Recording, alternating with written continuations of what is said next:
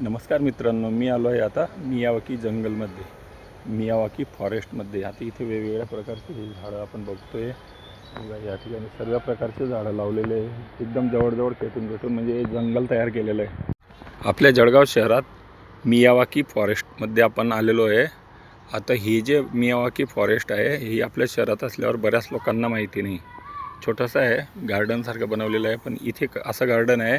इथे वेगवेगळ्या प्रकारचे जे झाडं आहे, समजा हे नीम, आंबा, अडजात झाडं आहेत ते वेगवेगळे, वड, पिंपळ, उंबर असे वेगवेगळ्या प्रकारचे झाडं इथे लावलेले आहे. परंतु त्यांची एवढी दाटी केलेली आहे.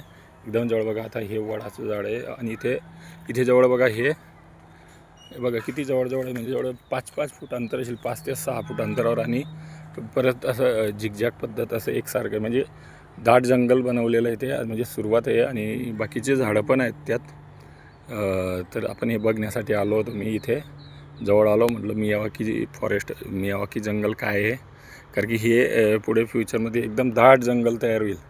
असं हे जे जंगल आहे तसं प्रत्येक गावामध्ये, म्हणजे शहरात जर जंगल झाले तर जे मोकळी जागा आहे तिथे असं मियावाकी जंगल करायला काही हरकत नाही.